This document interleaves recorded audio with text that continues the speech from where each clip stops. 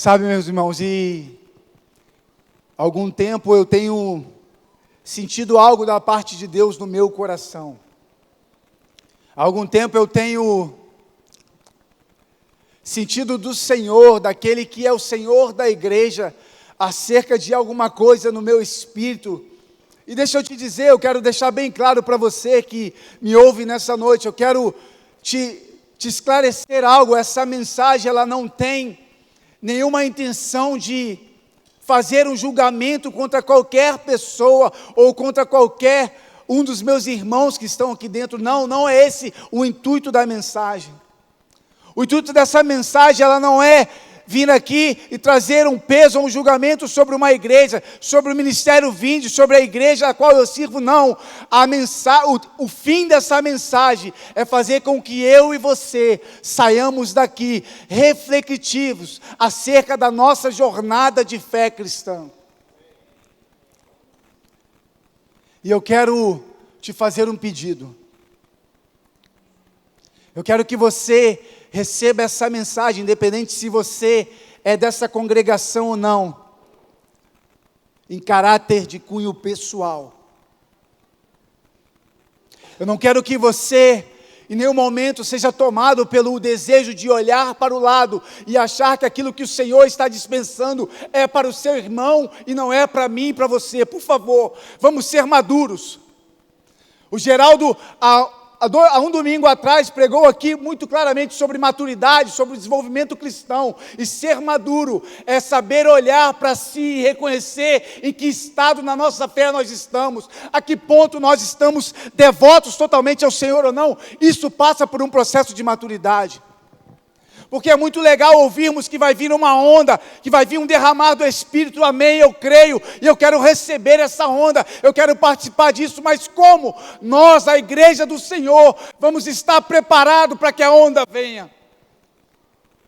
Essa é a questão, como nós vamos suportar essa onda, como nós vamos dar valor a essa onda, ou nós simplesmente vamos receber a onda e vamos desprezar. Por isso, nessa noite, eu quero te convidar a fazer uma reflexão. Porque, irmão, antes dessa palavra chegar até você, ela me consumiu, ela me confrontou, ela me fez refletir, pastora Raquel, acerca da minha jornada cristã. E deixa eu te falar, aquele que vos fala não cresceu num berço evangélico, não cresceu num berço cristão. Há 12 anos eu tive um encontro com o Senhor e o Senhor me libertou da prostituição, o Senhor me libertou da pornografia, o Senhor me libertou de uma vida de usuário de cocaína dos 13 aos 30 anos, porque um dia eu encontrei com o Senhor e até hoje o Senhor quer encontrar comigo e quer mudar algumas coisas, porque senão nós entramos num ciclo espiritual, achando que todas as coisas estão bem quando não está. Quando ainda há coisas que podem melhorar, porque nós estamos num processo de aperfeiçoamento. Então eu quero te encorajar nessa noite a fazer isso por você, por amor a você, por amor à igreja de Cristo.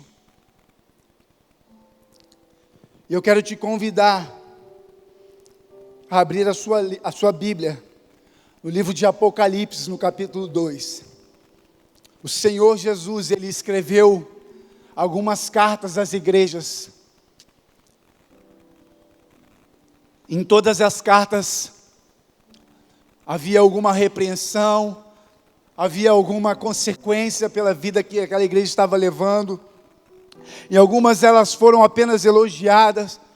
Mas eu quero dar ênfase a algo nessa carta que, para mim, porque quando eu olho para a minha vida, quando eu olho para a minha jornada, eu consigo ver que há um lugar em Cristo específico que eu não posso deixar, Aleph. Há um lugar que eu conheci, que é um lugar mais agradável para que um homem possa estar. E eu confesso que eu me senti atraído para falar somente sobre isso. Mas quando a gente olha essa carta, a gente entende que existe muito mais coisas, muito mais zelo da parte de Cristo para com a sua igreja que não poderiam ser deixadas de lado. Eu vou ler a King James, E a palavra do Senhor diz assim: ao anjo da igreja de Éfeso, escreve essas coisas.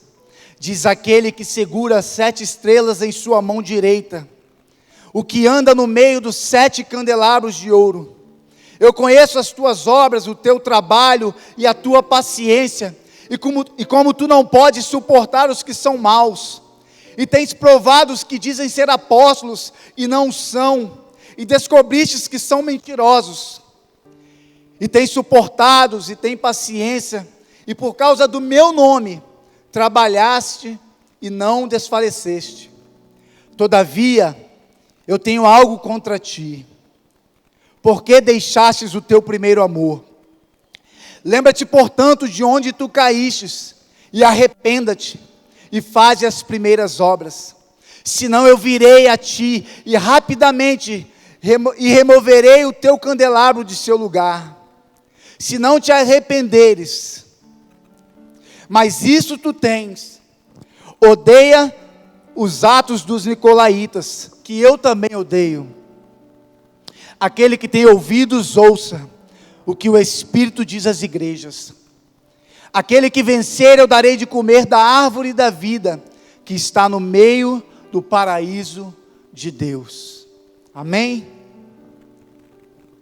Irmão, e quando eu olho para as cartas que Jesus escreveu para a sua igreja, ou para as suas igrejas, e eu falava: Jesus, me ajuda com um tema. Não que seja obrigatório ter um tema, irmãos, não é isso. É porque às vezes o pregador quer dar dar um toque naquilo que Deus já preparou. E eu estava lendo, revisando, e aquele que se entregou por mim e por você, Cristo, se entregou pela sua igreja. Ele é um noivo apaixonado, ele é um noivo que anseia por esse reencontro, porque há uma festa preparada, há uma festa programada, as bodas do Cordeiro, amém?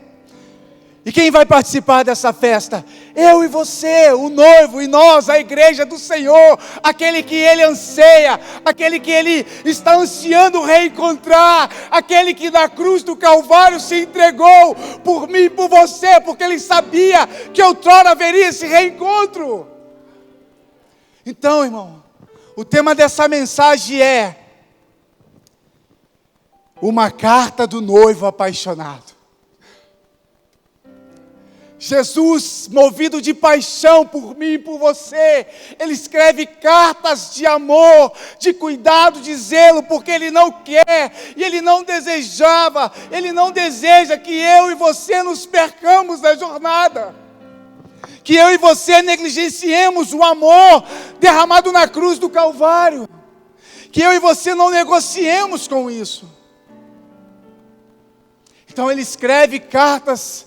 E quando eu olho para essas cartas, por mais que elas sejam cartas duras, por mais que elas sejam cartas que nos confrontam, por mais que elas sejam cartas que nos exortam, que elas nos trazem alguns elogios, nos reconhecem aquilo que nós estamos fazendo de bem, o que eu vejo é um homem, é um noivo movido de paixão, escrevendo isso em lágrimas, dizendo: eu amo vocês, e eu não vou perder vocês por nada, por isso ouçam o que eu estou dizendo, por isso sejam obedientes àquilo que eu estou falando, porque senão eu necessitarei removê-los.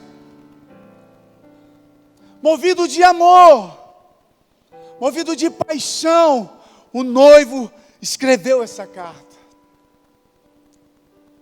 Irmão, e a igreja de Éfeso, ela estava localizada num ponto estratégico na Ásia, ela estava ali, tinha um grande porto, ela era uma região portuária muito famosa, ela estava ali bem estrategicamente localizada, e quando Paulo vai para lá, ele já tinha uma visão da geografia, ele sabia que dali seria fácil propagar o evangelho, que dali não seria fácil, mas que era um local estratégico para que ele propagasse o evangelho. Aquela cidade era muito rica, Mas aquela cidade também, ela era uma cidade onde havia um templo, a deusa Diana, e ali havia muitos idólatras, muitos adoradores de outros deuses. Assim como também havia uma comunidade judaica muito forte, que praticavam as suas crenças judaicas. E Paulo, quando chega, ele se depara com toda essa situação. E Paulo então começa a plantar essa igreja. Paulo viaja, com Priscila e Áquila, viajam, e eles começam a plantar essa igreja. Paulo necessita retornar a Jerusalém. Mas a igreja havia sido plantada naquele lugar. Um tempo depois, Paulo retorna, então ele passa 3 anos naquela região. Ele passa 3 anos ali. E a palavra do Senhor diz que Deus, pelas mãos de Paulo, fazia maravilhas extraordinárias naquele lugar. Ou seja, a igreja do Senhor agora, ela havia se fortalecido, ela havia se consolidado, e as maravilhas proclamadas pelo Evangelho, os irmãos daquele lugar estavam se convertendo. Aqueles que outrora tinham livros de bruxaria, de feitiçaria, levavam tudo isso e queimavam nas praças. Ei, é o Evangelho alcançando a escuridão da terra. O Evangelho agora começa a ser propagado. A chama do Senhor, do Evangelho se propaga, e isso gerou um impacto financeiro naquela cidade, porque agora aqueles que compravam, que gastavam seus recursos com objetos e artefatos para adorar os seus ídolos, não compravam. Isso gerou uma perseguição à igreja. Sabe, meu irmão, talvez você vai começar a impactar o negócio de algumas pessoas, porque você ama o Evangelho, e você vai precisar estar preparado para ser perseguido por isso. O Vitor disse hoje de manhã: jovens, não negociem o seu coração, e essa é a realidade. Terça-feira no convívio eu estava ouvindo dos jovens que tem uma sala de oração na sua escola, e como eles estão sendo afrontados, e talvez você não saiba disso, e eu faço questão de dizer isso para que você se levante como intercessor dos jovens dessa casa, que estão dando a cara a tapa, enquanto nós estamos aqui dentro acovardados. Essa é a realidade. Jovens que estão lidando com adolescentes da sua idade, que estão envolvidos com magia negra, estão envolvidos com candomblé, estão envolvidos com diversas práticas que não são a que eles vivem, e eles precisam conviver, pastor Marcelo, eles precisam confrontar, e eu disse para eles: não negociem, permaneçam fiéis, porque o Senhor vai honrar a vida de vocês. Irmão, eu fiquei gratamente surpreso ao ouvir desses jovens. Eu sei o nome de alguns: a Bebel, a Débora, o Daniel. E eu fiz um compromisso comigo de guardar em oração esses jovens, porque eu sei que esses lugares mais tenebrosos são os lugares que a igreja do Senhor vai precisar pisar nos últimos dias. Eu quero aqui aproveitar a oportunidade para testemunhar algo. No início da minha jornada cristã, o Senhor me livrou da cadeia, porque eu estava jurado para ser preso, e o Senhor me livrou porque eu já estava tão envolvido com o uso da droga que eu queria pedir para que me internasse, porque eu já não estava aguentando mais a minha vida. Mas o Senhor me alcançou antes disso tudo, pastor Alex. E por incrível que pareça, o Senhor me levou para ministrar na cadeia e nas clínicas de dependência química. Eu falo isso para a honra e glória do Senhor. E pouco antes de eu viajar para os Estados Unidos, eu recebi uma mensagem 10 anos depois, de um jovem que está lá em Florianópolis. E ele falou: irmão, eu quero testemunhar algo para você. Eu falei: fala, irmão. Eu conheço ele. Ele foi envolvido num crime aqui na cidade, foi preso, cumpriu pena, e por causa do Evangelho ser pregado na cadeia, ele foi alcançado. Para a glória de Deus. E 10 anos depois ele me mandou uma mensagem: irmão, você não sabe o quanto era bom quando você ia lá. Quando a igreja do Senhor entrava por aquelas grades, todo mundo se calava. Mas sabe o que ele me disse que me espantou, Rebeca? Que no mesmo tempo, enquanto você estava ministrando, tinha gente adorando Satanás, irmão. Ambientes hostis vão precisar de uma igreja que brilhe, que o candelabro ilumine, que o candelabro gere luz, gere vida. E é sobre isso.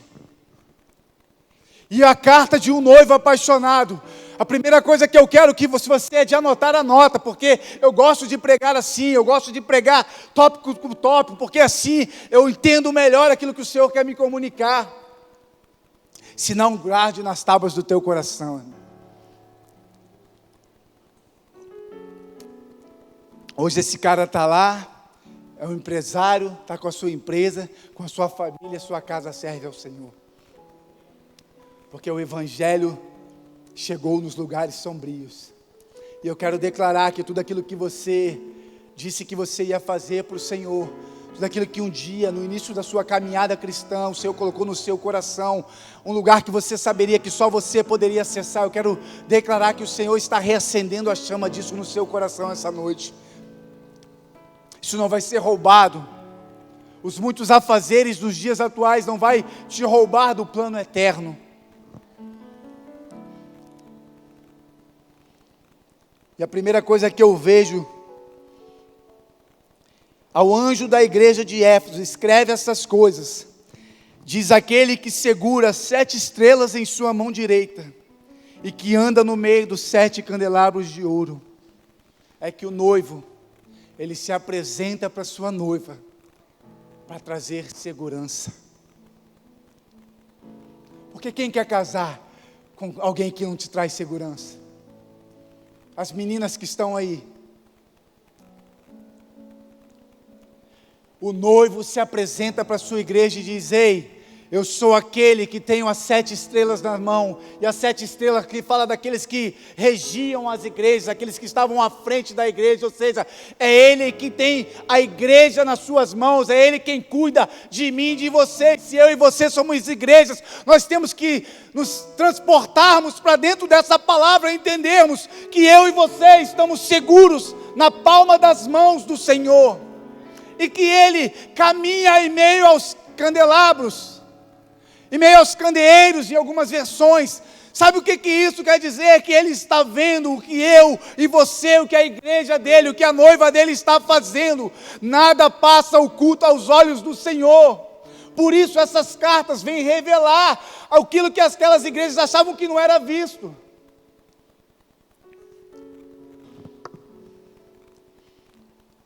Temos que ter essa consciência de que Jesus, aquele que senta no alto e sublime trono, aquele que estabelece e determina os reinos, aquele que era, que é e que há de vir, aquele que é o princípio e o fim de todas as coisas, Ele está aqui nessa noite, Ele está passeando no nosso meio, Ele está dizendo para mim e para você: ei, eu tenho cuidado de você, você está na palma das minhas mãos. Essa versão diz que aquele que segura, mas tem uma versão que diz aquele que conserva. E eu amo essa versão daquele que conserva, porque conservar é algo cuidadoso. Conservar é conservar algo em vida. Conservar é conservar algo vivo, é algo que gera, é algo que vai poder produzir e reproduzir. E o Senhor, Ele nos conserva. E a boa notícia, irmão, é que quando nós estamos seguros nas mãos do Senhor, nada nem ninguém pode nos arrancar. Nada nem ninguém. Paulo escreve: porque estou bem certo de que nem a morte, nem a vida, nem os anjos, nem os principados, nem as coisas do presente, nem do porvir, nem os poderes, nem a altura, nem a profundidade, nem qualquer outra criatura pode nos separar do amor de Deus, que está em Cristo Jesus, nosso Senhor. Nada. Ele pagou um preço muito caro para que fosse fácil, e Ele não vai deixar. O noivo se apresenta para nos trazer segurança nessa noite, para dizer que por mais difícil, ei, vocês, jovens que eu citei, que estão enfrentando essas adversidades, o Senhor te trouxe aqui essa noite para dizer: vocês estão conservados na mão daquele que governa toda a terra. Nada poderá vos afetar se vocês permanecerem fiéis àquilo que Ele botou no coração de vocês. Isso vale para a sua casa, isso vale para a minha casa, isso vale para a minha vida, isso vale para a sua vida, isso vale para nós, porque Cristo está escrevendo essa carta para mim e para você. Nós somos a igreja do Senhor. Não deixe que essa carta pareça distante de você essa noite, por favor. O Senhor te trouxe aqui porque Ele te ama, Ele está apaixonado por você, Ele quer que você ouça isso. Jesus, Ele se apresenta, o noivo se apresenta diante da noiva para elogiá-la. Ele diz: vocês têm se enganjado no trabalho. Eu conheço as tuas obras, o teu trabalho, a tua paciência, e como tu não podes suportar os que são maus, e tem provado os que dizem ser apóstolos e não são, descobristes que são mentirosos. Ou seja, o Senhor vem elogiar uma igreja que estava trabalhando. E a palavra trabalho, labor nas escrituras, nesse caso, ele quer dizer de algo que empreendia suor, que empreendia dedicação, que empreendia colocar a mão na obra, porque eles estavam expandindo uma igreja que se tornaria uma igreja gloriosa. Então não dava para contribuir com algo acomodado, necessitava que cada um daqueles irmãos se empenhasse. E o Senhor, aquele que caminha, Ele olha para nós, Ele vê o quanto nós estamos nos empenhando, o quanto nós estamos trabalhando. O Senhor viu quando cada um trouxe uma pedrinha para colocar nesse estacionamento, porque Ele estava caminhando com vocês. Ele viu, não é sobre isso, Ele viu, você não precisa dizer, porque Ele estava vendo, e a recompensa virá dele, do Senhor.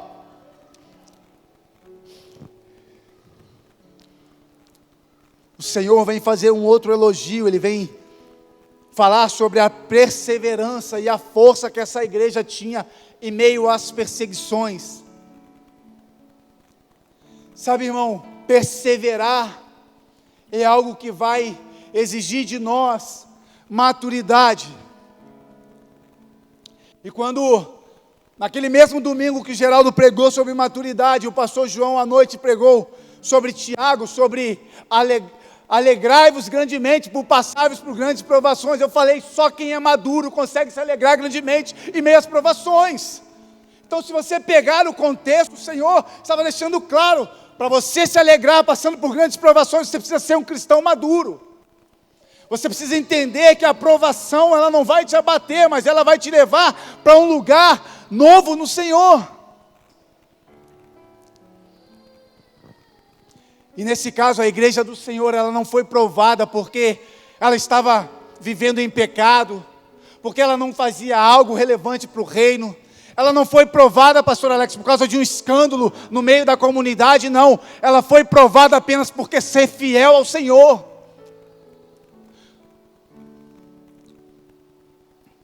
Deixa eu te dizer algo. A igreja não se torna fiel por ser perseguida. Ela é perseguida porque ela é fiel. Eu vou repetir isso. A igreja do Senhor, ela não se torna fiel porque ela é perseguida, Vitor. Ela é perseguida quando ela é uma igreja fiel. E se nós formos uma igreja fiel, nós vamos ter que nos preparar para as perseguições, se é que elas já não estão acontecendo. Uma outra coisa que o noivo apaixonado elogia da sua noiva era a fidelidade doutrinária que eles tinham. Eles não negociavam, pastor Marcelo, contra qualquer ensinamento que não fosse as escrituras, que não fosse a verdade absoluta do evangelho. Eles não cediam às práticas pecaminosas ou às outras doutrinas que queriam entrar dentro da igreja. E aí eu vou pular o versículo 4, porque eu preciso ir para o versículo 5, 6. Mas isso tu tens, odeias os atos dos nicolaítas, que eu também odeio. Então deixa eu te dizer, crente também odeia, não as pessoas, mas os atos pecaminosos. Nós não podemos negociar, porque quem ama a luz não pode negociar com as trevas. E essa igreja, ela era extremamente cuidadosa e zelosa. E sabe quem eram os nicolaítas? Eram homens que queriam implantar a imoralidade sexual dentro da igreja. Eles queriam implantar o egoísmo. Eles queriam dizer que os jovens poderiam se entregar a qualquer momento da sua vida. Eles queriam implantar que os homens casados poderiam adulterar a sua esposa. E estavam tudo bem. Mas essa igreja, ela se levanta e diz: não, aqui nós não recebemos esse tipo de influência, nós não aceitamos, nós, pelo contrário, nós odiamos isso.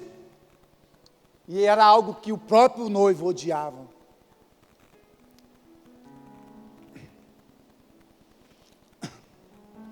Então nós precisamos entender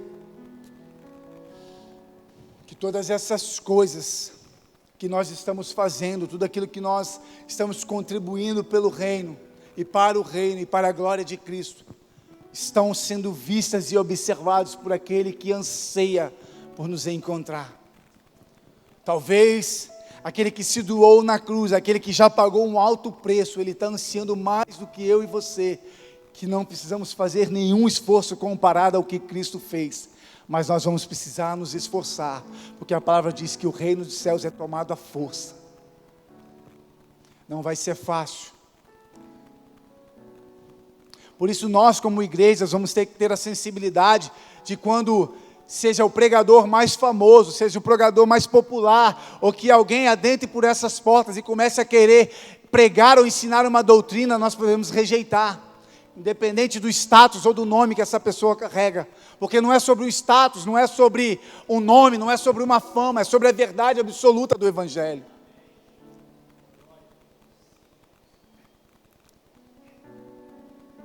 Então, o noivo, ele se apresenta para dar segurança. Imagine que você está recebendo uma carta de alguém que está apaixonado por você nessa noite, e ele diz para você: está seguro comigo? Hein, Roberto? Ele está dizendo: está seguro comigo, não se preocupe, pode estar difícil, mas está seguro. E ele te faz elogios. Eu tenho visto o quanto você tem falado do meu nome, eu tenho visto o quanto você tem confrontado as doutrinas desse mundo, tudo isso. Mas o terceiro ponto dessa mensagem, e é o ponto que e agora eu quero te convidar de verdade a fazer uma análise pessoal do seu coração. Eu não quero que você imagine porque você se relaciona com alguém, você talvez a conheça, porque talvez você saiba como é a vida dela, e você fala assim: não, essa parte agora, até agora estava bom, mas agora eu vou pular porque isso não é para mim.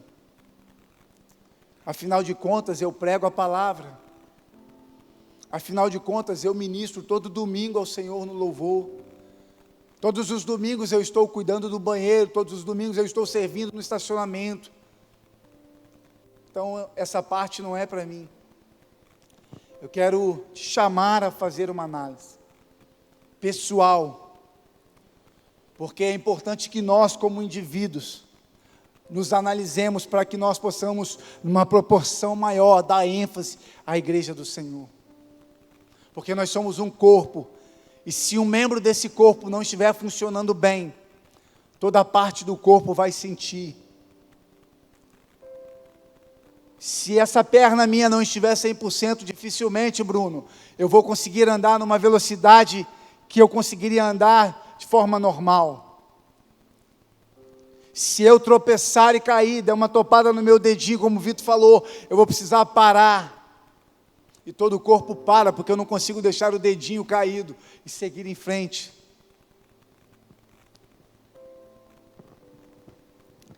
E a terceira coisa que esse noivo apaixonado, cheio de amor, faz, ele repreende a sua igreja por ter abandonado o primeiro amor. E deixa eu te dizer, talvez assim como um dia eu pensei, você imagina que abandonar o primeiro amor é ter saído da igreja, é ter se desviado. Mas o primeiro amor aqui não fala de um estado caído, por mais que a palavra diga, lembre-se de onde vocês caíram, fala de uma posição relacionada a Cristo.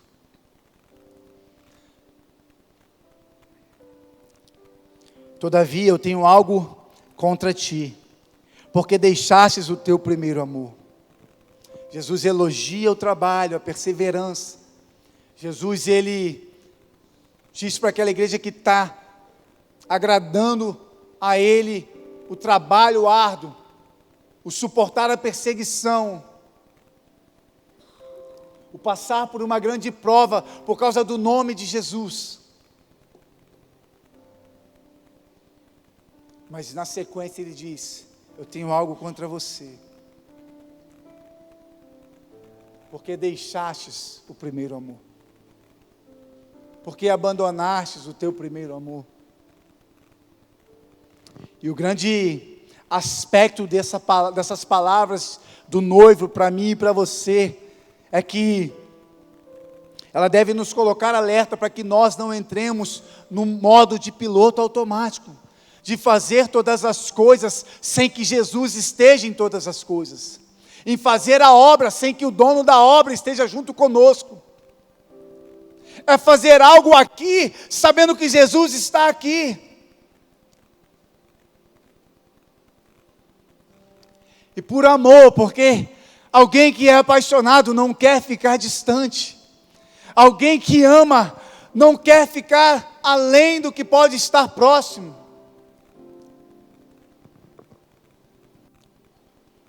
Nós não podemos entrar numa mentalidade de que eu faço a obra, eu prego, eu venho na sala de oração, eu participo da mesa do homem, eu faço todas essas coisas. Se todas essas coisas estiverem fora de Cristo Jesus, se todas essas coisas não forem conectadas com Cristo Jesus, é sobre isso. Porque é bem verdade, irmão, que no começo da nossa jornada, e eu acredito que no começo dessa igreja, quando ela foi instalada, eles faziam todas essas coisas e o coração deles ardiam de paixão por fazer, mas em algum momento eles faziam de forma tão repetitiva, e o Senhor que caminha no meio da igreja, o Senhor que conhece a minha e sua vida no íntimo, Ele sabe quando eu e você estamos fazendo algo sem o nosso coração arder de paixão por Ele.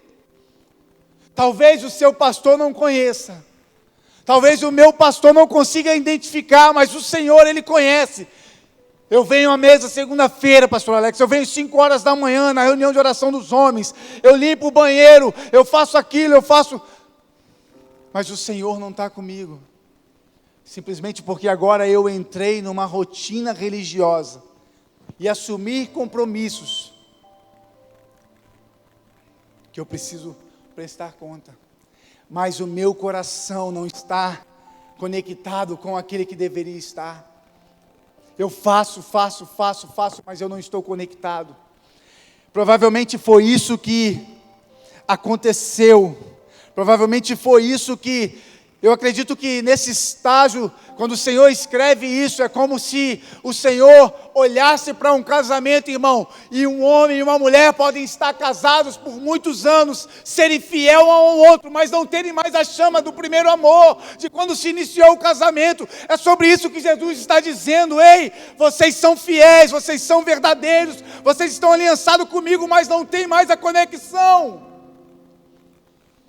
Não há mais a reverência quando vocês fazem algo.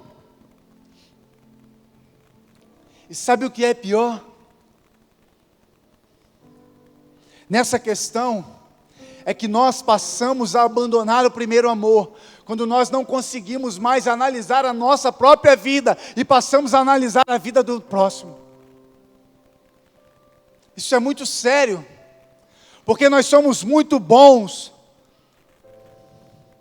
para olharmos para a vida do próximo, Fabiano, e dizer: tem algo errado ali. E você viu? Hoje ele não deu aqueles 3 pulinhos na hora do louvor. Hoje ele bateu palma pouquinho na hora que pediu para bater. Mas será que não somos nós?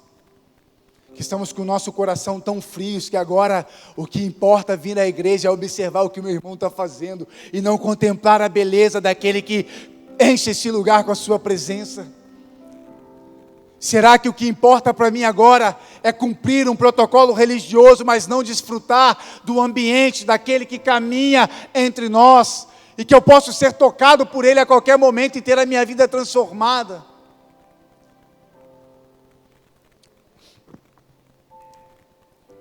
Nós precisamos refletir, isso é muito sério.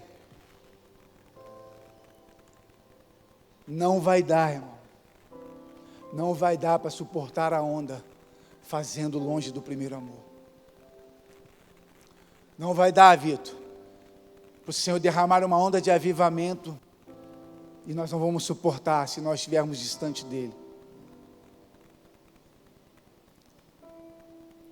Nós não vamos suportar. E a minha única preocupação, meu único temor é: Senhor, como o Senhor vai me encontrar quando o Senhor derramar o avivamento sobre o Brasil? Como vai estar o meu coração, pastor Marcelo, quando o Senhor vier com a onda?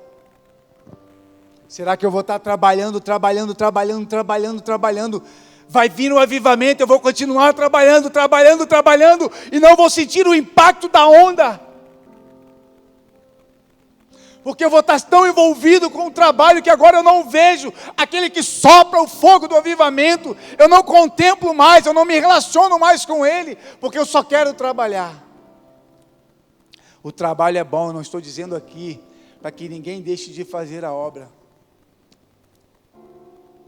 E seja lá o que for, irmão. Porque 5 meses depois, fora daqui, quando eu voltei, e que eu estava na escala para cuidar do banheiro, o Senhor foi ali e disse para mim: ei, cuidando do banheiro, Fabiano, tem um pão novo para você. Tem um pão novo para você. E na mesma hora o Espírito Santo falou assim: se você quiser comer desse pão novo, você vai ter que ter uma nova fome. Sabe por quê, irmão? Se você saciar com o pão de agora, se alguém botar o pão mais delicioso da face da terra do seu lado, sem fome você não come, pastor. E quando o Senhor disse para mim que Ele tinha um novo pão para mim, na hora, o Espírito Santo falou assim: você precisa de uma nova fome, cara. A fome que você tem agora não vai dar para se alimentar. Talvez seja um pão mais forte, um pão mais... E eu sou obediente quando Deus fala comigo. Eu entendo. Um cara que tinha tudo para dar errado, o Senhor ainda se esforça para se comunicar com ele. Um cara que as pessoas olhavam nessa cidade e dizia que eu era um projeto falido. Se não era amor e misericórdia, se não é bondade, Deus se preocupar com um cara como eu não sei mais qual é o significado do amor.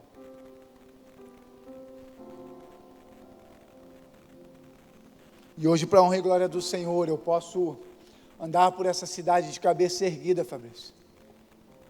E as pessoas olham para mim, olham para a minha casa e elas vejam: Jesus pode mudar a vida de alguém.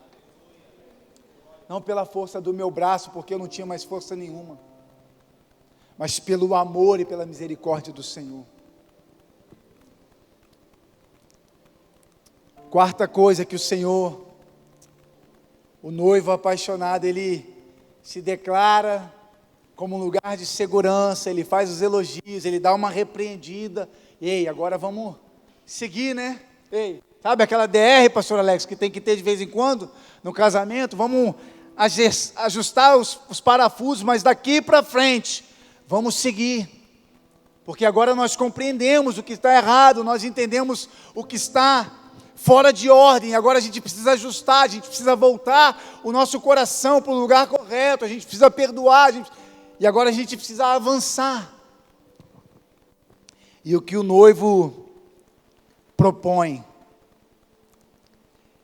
é uma chance de um recomeço para aquela igreja. O Senhor está nos propondo hoje algo sublime e singular.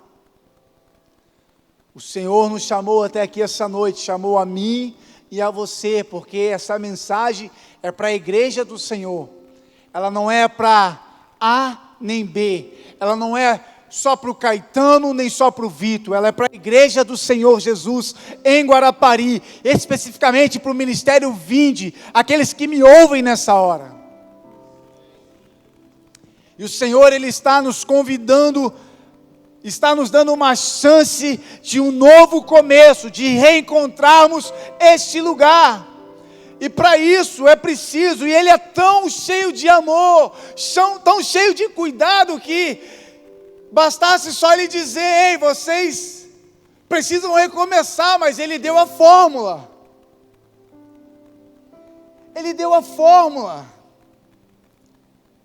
E a primeira coisa que o noivo estabelece é a necessidade de nós lembrarmos onde nós caímos.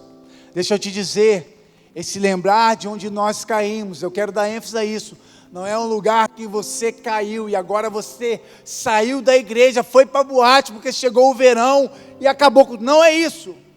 É para nós hoje lembrarmos onde foi que o arder no coração por estar com o Senhor não arde mais da mesma maneira. É o lembrar de onde nós fazíamos as primeiras coisas com muito mais devoção, com muito mais amor, do que só apenas como um compromisso. É um chamado para nos reconectarmos, é um chamado para corrigir a rota da jornada da igreja de Cristo, da sua noiva, porque Ele quer encontrar uma noiva perfeita, uma noiva apaixonada. Irmão, eu duvido se você perguntar para qualquer esposa que está aqui do seu marido, se no dia do casamento dela, ela estava triste e infeliz. Irmão, se tiver, está errado. Porque é o momento mais sublime da vida de uma mulher, é poder se adornar, como o Senhor está fazendo conosco. Ele está nos adornando, Ele está nos deixando lindos e maravilhosos para o grande encontro com Ele. E eu lembrei agora de que, no auge da minha loucura, eu proporcionei o pior dia da vida para minha esposa, que ela disse. Mas eu me lembrei também que nesse mesmo dia, ela foi para uma praia meia ela encontrou uma mulher que liberou uma palavra sobre ela. E alguns meses depois, irmão, aquela mulher não era uma mulher, era um anjo, cara. Eu tenho certeza que era um anjo, que a gente nunca mais viu ela. A gente viu ela em 2 vezes na vida, nesse dia, que depois eu vim saber que a minha esposa testemunhou que foi o pior dia da vida dela, o dia que eu cheguei em casa, trilouco, falando tudo que eu não deveria falar para ela. E essa mulher, hoje eu entendo que aquela palavra que diz: tudo aquilo que ligares na terra será ligado no céu. Aquela mulher conectou as nossas vidas ao reino dos céus. E a segunda vez que a minha esposa encontrou essa mulher, veja bem, essa mulher se diz ser lá da Serra. A gente estava morando em Guarapari, e a minha esposa estava dentro de uma loja no centro de Vitória, provando o vestido, se adornando para encontrar com o noivo, que nem é tão bonito e tão cheiroso como Jesus. E uma senhora bateu no ombro dela e falou: ei, tudo bom? Falou: tudo bem. Você lembra de mim? Eu orei por você lá em Meiaípe, alguns meses atrás. Parece que está tudo bem, né? Lembra? Eu vou me casar com ele. E do dia mais terrível da vida dela, ela transicionou para dizer que agora ela estava naquele lugar, porque ela estava vivendo os dias mais felizes da sua vida. Então, a alegria, irmãos. E Jesus não quer encontrar comigo e com você com tristeza no coração, porque isso nem vai acontecer. Precisamos parar um pouco. E quando eu olho para esse texto que Jesus disse que nós precisamos lembrar, eu lembro imediatamente da passagem do filho pródigo. Porque só volta para algum lugar quem cai em si, quem lembra das suas origens. Queria que você agora rapidamente lembrasse das primeiras obras quando você se converteu. Estou fazendo isso de forma intencional, eu não quero aqui ser sentimentalista, não. Eu quero que você se lembre, de como o seu coração ardia quando você abria as Escrituras, porque você amava ver as Escrituras revelando Cristo para você. quero que você se lembre de quando você entrava no quarto para orar, havia convicção no seu coração de que o milagre aconteceria, que não importa se viesse um exército de 185 mil soldados, armados fortemente contra você, você venceria através da oração, porque o Senhor enviaria alguém para te socorrer. Isso era de forma espontânea, isso era de forma natural, de forma genuína. Nós precisamos hoje rebobinar a nossa fita, se é que existe. Hoje já não existe mais, mas eu sou da geração, né, da fita cassete, que embolava, tinha que desembolar. Eu sou dessa geração, me desculpe, os mais jovens. Mas nós precisamos rebobinar essa fita, Fabrício, porque você também é. Eu te conheço, irmão. Eu não sou Cristo não, mas eu te conheço. E nós precisamos entender que existe um lugar que nós precisamos regressar.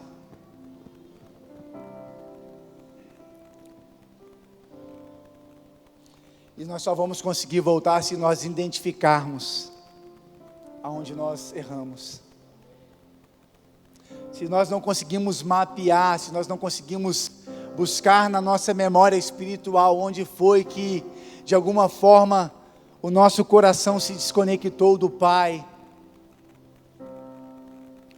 ou aonde o fazer as muitas coisas nos roubou da contemplação de quem Ele é. Então a primeira coisa, dentro da oportunidade de nós recomeçarmos, é identificarmos, lembrarmos aonde, quando e por que isso aconteceu. Isso vai ser necessário se nós quisermos voltar para o lugar que o noivo está nos chamando. A segunda coisa é que ele estabelece é que nós precisamos nos arrepender. Mas espera aí, você disse que não tinha nada a ver com o pecado e agora você quer que eu me arrependo? Deixa eu te dizer, um dos maiores mandamentos é: ame ao Senhor teu Deus, com toda a força, de todo o seu coração, de todo o teu entendimento. Então amar o Senhor é um mandamento, e se eu quebro um mandamento, eu estou em pecado. Então é necessário nos arrependermos de quando nós passamos a fazer a obra do Senhor, nós passamos a confrontar os outros aí na rua, mas nós fazemos isso agora numa posição que já não é a posição conectada com o Senhor.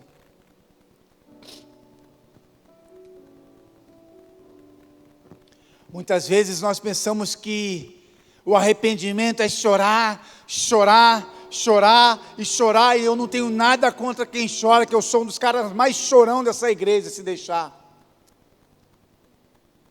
Não tem nada a ver, não tem problema nenhum você chorar. Agora, se esse choro for apenas um choro de remorso por aquilo que você deixou de fazer, ou porque você abandonou o lugar que você estava em Cristo Jesus, isso não basta para o Senhor. Porque deixa eu te dizer algo, o remorso vai te matar, mas o arrependimento genuíno vai gerar vida sobre a sua vida. O remorso te mata, porque hoje você tem remorso, e amanhã você tem remorso, mas daqui 2 dias você está de volta, fazendo as mesmas coisas que você fazia, e o arrependimento não é remorso. Eu vou repetir, o remorso vai te matar, mas o arrependimento genuíno vai gerar vida sobre a sua vida. Nós precisamos nos arrepender de verdade. Nós precisamos ser sinceros com o Senhor e falar: Senhor, é verdade, eu estou tão atarefado, agora eu vou no ensaio às 6, depois do ensaio eu vou para a mesa dos homens às 7, depois o pastor tem um discipulado comigo, eu estou fazendo tudo isso, mas em nenhum desses lugares eu estou encontrando com o Senhor. Eu estou fazendo porque eu tenho que fazer. Não, está errado.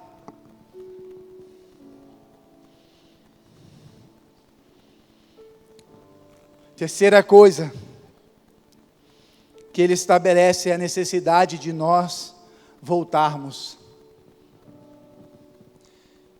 O Senhor estabelece uma necessidade de nós voltarmos urgentemente para esse lugar. Porque não basta arrependimento e mais arrependimento. O que o Senhor espera quando Ele nos diz para voltarmos é o arrependimento que gera frutos de arrependimento, porque os frutos de arrependimento é que vão nos fazer regressar para este lugar de intimidade, para este lugar onde o fogo reacende, para este lugar onde o fogo arde no nosso peito, para este lugar onde os nossos olhos estão lacrimejados, porque nós estamos fazendo com Ele do nosso lado, porque nós temos a certeza que Ele está conosco.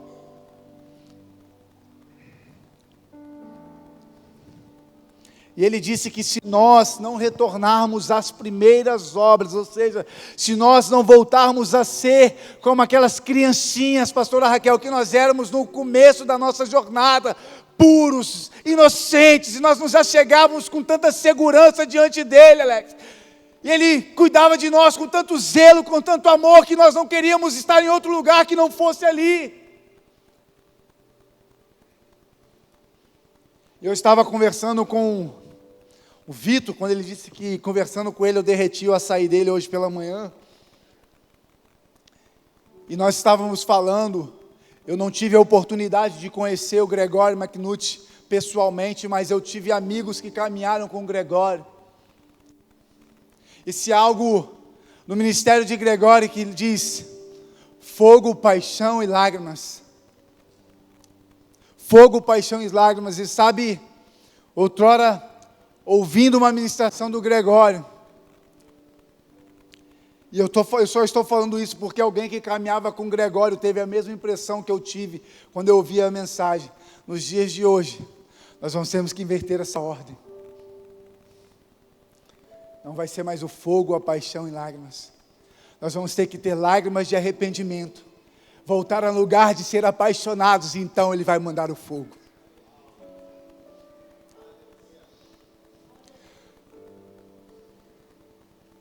O Gregório é um homem que está com o Senhor. Uma vida de devoção ao Senhor. Mas quando eu recebi isso do Senhor, nós vamos precisar chorar ali. Nós vamos precisar chorar de arrependimento, porque nós estamos fazendo por fazer. Porque nós estamos fazendo para agradar aos outros. Porque nós estamos fazendo para ser vistos e não para revelar o Cristo que nós servimos. E nós vamos ter que voltar para esse lugar onde a paixão nos consumia, onde o fogo do Senhor nos consumia, onde todos os dias nós dávamos lugar para que o Senhor nos esquadrinhasse. E então o Senhor vai mandar o fogo, porque se Ele mandar o fogo antes dessas coisas, o fogo vai ser um fogo que não vai nos atingir. Talvez atinja o meu irmão do lado, e esse fogo não me consuma, esse fogo não me leve para o lugar que tem que me levar.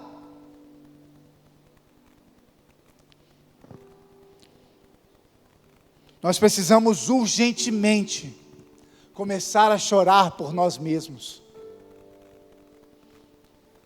Você precisa entrar no seu quarto e chorar por você mesmo, por você reconhecer que você não está na posição e nem no lugar que o Senhor te estabeleceu para estar. Talvez você está chorando pelo seu filho, talvez você está chorando pela sua esposa, talvez você está chorando pelo seu casamento, pelo seu negócio. Pare de chorar por essas coisas, comece a chorar por você. Peça ao Senhor que Ele revele a posição que você está, porque quando você regressar para este lugar, todas essas coisas à sua volta vão ser transformadas, vão ser impactadas, porque quem se volta para a presença do Senhor não se torna o mesmo, não permanece da mesma maneira, irmãos.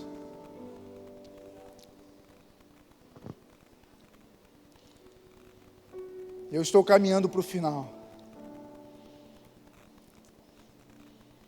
E o mais legal de todas as coisas, o mais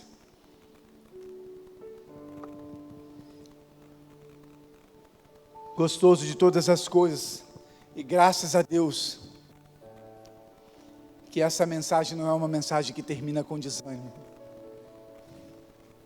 Graças a Deus que essa mensagem não é uma mensagem que quer nos fazer sair daqui desanimados.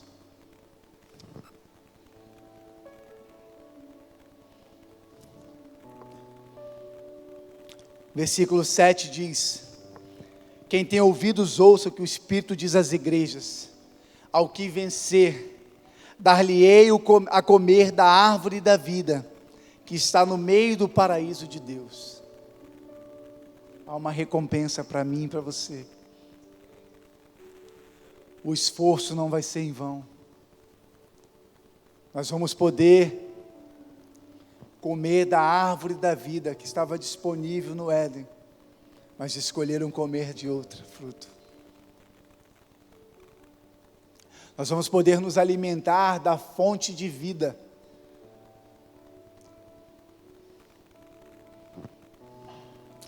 O Senhor Jesus sempre tem um remanescente. E são os vencedores. Mas que não vence com a sua própria força. Como o Vitor ministrou essa manhã, o exército de Senaqueribe estava às portas de Judá para atracar o rei Ezequias. E quando o rei Ezequias está com Isaías no quarto, ele fala: e aí, Isaías, qual que é a sua sugestão? E a Bíblia revela que ele disse assim: vamos orar. 185 mil homens, irmão, para invadir aquele lugar, e o cara fala: vamos orar, cara doido. Eu ia falar: vamos correr, irmão. Mas é Isaías, o homem que sabia o que Deus pode fazer. Sabe por que ele sabia? Porque ele se manteve nesse lugar. Isaías não tinha dúvida de nada, porque ele se manteve nesse lugar, no lugar do primeiro amor, no lugar onde o coração ardia, no lugar onde o coração queimava. E é importante dizer isso: nós não vamos vencer por nossa própria força. Nós não vamos vencer porque nós somos muito fortes, porque nós somos muito bons, mas nós vamos vencer pelos próprios méritos de Cristo Jesus, que na cruz do Calvário se entregou, para que nós pudéssemos ter acesso a tudo isso, a essa promessa. Quero pedir que o Ministério de Louvor suba, porque é uma promessa para mim e para você. E como eu disse, irmãos, o meu papel aqui em nenhum momento foi trazer uma acusação, ou apontar o dedo para quem quer que seja, mas é justamente te fazer refletir acerca da sua jornada de fé. É você com Deus, é você e Deus, sou eu e Deus. E a promessa que o Senhor nos faz, pastor Alex, é que nós vamos nos alimentar da árvore da vida. Isso significa vida eterna, participação no paraíso de Deus. Isso significa que Ele está nos convidando a nos alimentarmos da fonte de vida que é estar com Ele. Quem se volta ao primeiro amor, tem uma promessa que vai desfrutar de mais amor por toda a vida, por toda a eternidade, porque a essência da vida eterna é conhecer a Deus.